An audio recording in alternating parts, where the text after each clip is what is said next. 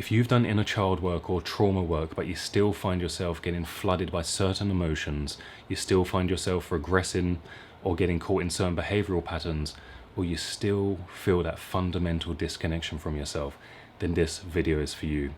Most inner child work seems to fixate on a particular age range, but the psyche develops like Russian dolls nested into each other, so that it's not just an inner child, there's also an inner infant, an inner child, and an inner adolescent and adult that we have to understand in order to get a more accurate picture of trauma and how it impacts us as we develop and how it impacts us in the present. Some of the ideas we're going to explore today are influenced by this book here, The Primal Wound from John Furman and Anne Gieler, and we're going to explore it through the idea of Russian dolls in order to get an understanding of these 4 different basic structures within ourselves: the infant, the child, the adolescent, and the adult, and how the psyche seems to form teleologically through time. What do I mean by that? If you think about an acorn, you plant the acorn and it grows into an oak tree. Similarly, we as humans, we start off as an infant and we grow up into an adult. But it's not just physical requirements such as learning mobility or learning how to get up from all 4s onto your feet, and then certain things such as puberty that starts or menopause, which shows certain physiological, teleological unfolding, but it also happens through the psyche. There's certain developmental requirements that we have as we grow and develop that change depending on the age range and a certain part of our lifespan that we are in. And if we have wounds and ruptures that rupture through time, they impact us not just on the first level, but it can destabilize the foundations which begin to impact more of the psyche. Another metaphor or symbol would be the Leaning Tower of Pisa. Why is it tilted? It is tilted because the foundations were poor. And so if you're building on poor foundations because there's certain ruptures from childhood, no matter what you do to the surface, no matter how grand and how great it is and what you've done, if you don't get to these roots that are flooding into the present, if you don't get to the trauma of the infant or the child or the adolescent, then the rest of the psyche is going to be distorted and it's always going to be impacted. This is what Assagioli, the founder of psychosynthesis, calls the psychosynthesis of the ages. This Russian doll-like aspect of our psyche is the psychosynthesis, the bringing together and synthesizing of these different ages. What I mean simply is, it's not like we're a child and that child gets discarded and left behind. We're not an infant and those needs get discarded and left behind as we become an adult, but they're nested within us, they still exist within us. And so if fundamental needs aren't met at those levels, then it begins to impact again the whole psyche because the foundations are distorted. And as Assagioli warns, you can't discard and sacrifice these parts of ourselves, and the best approach is to include them. Ken Wilber would say, transcend and include. Here's the quote. Outgrowing does not mean losing. You can and should keep the child in yourself, not killing the child. You see, the child remains, the adolescent remains, and so on. Outgrowing does not mean eliminating. Of course that is the ideal process, but we are too stupid and try to kill or repress the past ages. There is this notion that one must kill the child in order to become mature, or to repress the previous stages. And so his warning there, and if we look at this on a real world impact and what that actually looks like, if you kill the child within, discard it, repress it, exile it somewhere, or simply it doesn't exist anymore, imagine losing the childlike wonder, the explorative phase, the creativity and joy that that child has. But if that's integrated, we can be an adult, but we can still find the novelty in things. We can still explore new ideas, have that curiosity and that exploration integrated within us rather than discarded. And so let's get into this fundamental model with my fantastic diagram. So here we simply have the infant, and the way in which I'm looking at that is these are the needs of safety, and it is also on the level of body, because the first structure that develops within the psyche is the body ego. When we're young, we don't have the capacity, when we're an infant, we don't have the capacity to regulate ourselves. If you look at a child, it's often fully dysregulated, right? And it needs an empathic other, a mother or caregiver, to come and meet it and to burp it, to cradle it, to rock it, to stroke it. And so it's almost like the ego begins to somatize into the body, become integrated, and as that child gets regulated, it gradually forms the capacity to dwell in the body, to become embodied. There is an example of, I believe it was these Romanian orphans, that they were fed, they were showered, they were given drinks and all of these things. But because they were never touched, the brain did not develop and they died. And so that shows the necessity on this level to be touched and to cared for. And because these are the foundations, this is what creates the Leaning Tower of Pisa if this foundation isn't here. And the way in which we can understand this is through these safety needs and through how the baby is met, begins to internalize and build expectations for how the child feels they will be met in later life. Such as, when I cry and I'm upset, mother comes, mother meets my needs. Therefore the world is kind, the world is gracious, the world is abundant. But if that isn't what happens, if you're forced to cry out to sleep in your cot, if that's not met, then the world begins to look frightening, isolating, scary and alienating. And so this core aspect of us is vital. And the later impacts of this is that you're going to feel an anxiousness. You're going to feel a disconnection or severing from the body. You might feel you live out here, dissociated, because you were never brought down into the body and it became a fundamentally unsafe place because you was never regulated, you was never cared for, you was never soothed in the way that you needed to be. The next phase is right here, my lovely orange part, which is the phase of the toddler or the child. And the way in which I'm looking at this is more of like the explorative phase, because this is when the child begins to literally stand on its own 2 feet, but it also begins to play games like hide and seek, peekaboo, all of these different games, also how far can I run away from mother before I want to come back. But here, so the previous level was on the body level, but now we're on the emotion level. And so this is when the child begins to come more into relationship with their feelings. And also they learn the word no, because no says, I'm different to you, I'm separate to you. But how that no and how this exploration is, again, empathically mirrored and taken care of by the parents, really begins to also shape the child and the way in which we relate to our own expectations, the way we begin to relate to our boundaries. So how is that no received? If it's an immature parent that feels threatened, they might feel that this child that should be subservient is ill-disciplined and needs simply putting back into place, which begins to crush the child's spirit and maybe begins to develop something like a people-pleasing personality, because they're not allowed their feelings, they're not allowed to connect to what feels right to them, such as their anger over something that displeases them.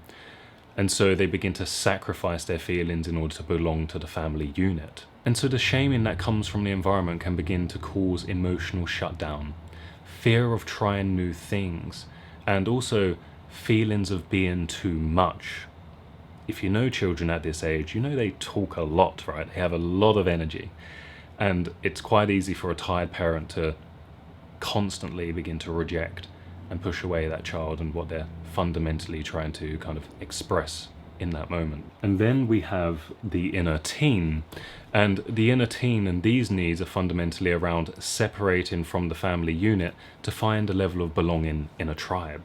That's why we might get into all kind of wacky behaviors and kind of niche friend groups or whatever it may be, such as, being a grunger or being an emo or, getting into certain alternative kind of behaviors and interests and things like that, and just exploring ourselves in all these different ways. But fundamentally what we're also doing is separating from the family unit and finding a level of belonging within a peer group or within a group of friends or something like that. And so we're again exploring that phase of separation, but we can't jump straight to some kind of mature, isolated sense of self. It needs to be mediated. And so it gets mediated by joining a friend group first. Here we are on the developmental line of mind. They begin to think in different ways. They begin to explore their identity in different ways. And they begin to come to their own understanding of things. And so the inner rebel kind of comes out here and pushes against the nuclear family because they're trying to find their own voice. And again, if this is ruptured, if there is something that disrupts this process, if the family unit is too tight, they're too controlling, they don't let any individuality begin to bloom, or if they let too much individuality bloom and there's no sense of being contained, either one of these are going to have a level of impact in which they're either going to feel unguided and they're going to get stuck in a kind of puer or puella kind of eternal child type of personality, or it's going to be too tight, too restricted, they're going to be suffocated. They're not going to feel like they fit in with groups, that they can find their own friends, that they can find their own belonging. They're going to have a kind of fear or terror of leaving the family unit because they feel kind of enmeshed and tied in, and that they never manage to separate. And the adult level here, just on this outer edge, is all about integration. It's the psychosynthesis of the ages, all of these aspects of ourselves coming into play, but it's also the awakening of the I. It's the awakening of the aware ego, or the aspect of ourselves that has more awareness. It's also, again, a phase of separation because we separate from the friend group and we begin to find our own way. And so there's a process.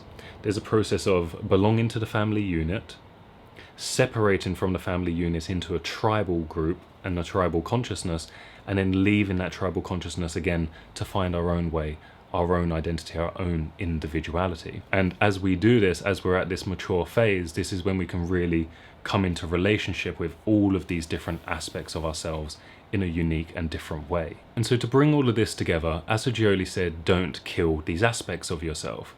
Because what would it be like to lose that inner adolescent that's exploring all these new identities and ideas and has all this creativity blooming and bursting through them? What would it be like to sacrifice that sense of kind of exploration and everything that's so alive in that toddler with all of its curiosity and its attention to the senses and how it's just touching and tasting and feeling and bemused and in awe about everything in the world? It would be awful to lose that, right? And so we want to come into relationship with it in a different way, and the way in which we can come into relationship is through the I, through that higher synthesizing function, which is our awareness, which is distinct from these aspects of ourselves. And we know it's distinct because it can relate to them. And so if I actually grab a diagram from this book, Primal Wound, that will explain it. And so as we come into our I, which they literally drew as an I, which I hope is not overexposed, you can see how this I looks at these different age ranges. And so this I capacity has the ability to empathically relate to all of these aspects of ourselves. And this is really the crucial part. We're not just looking at the inner child, we're looking at ourselves kind of and all of these Russian dolls nested within us through the span of time and the different trauma at different ages.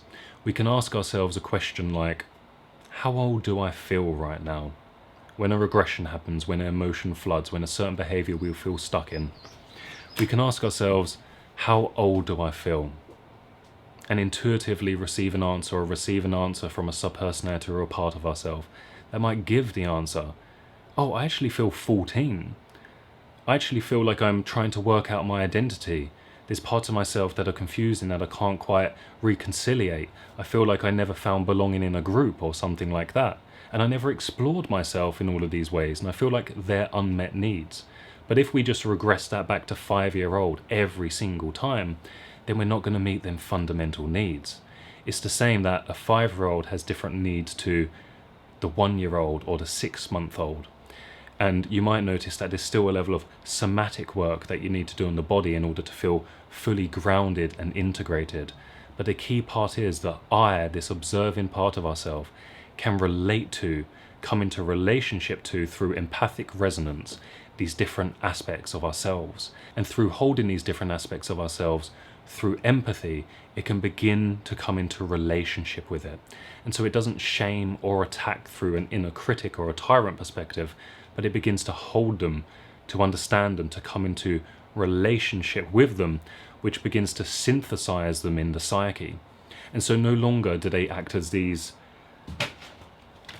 discarded, ruptured things, because as I mentioned, there's this unfolding through time of the psyche, and these black lines are like pockets of void, rupture, trauma that lays scarred into the psyche in such a way that the regression is coming from the history of the 2-year-old or the 3-year-old or the adolescent.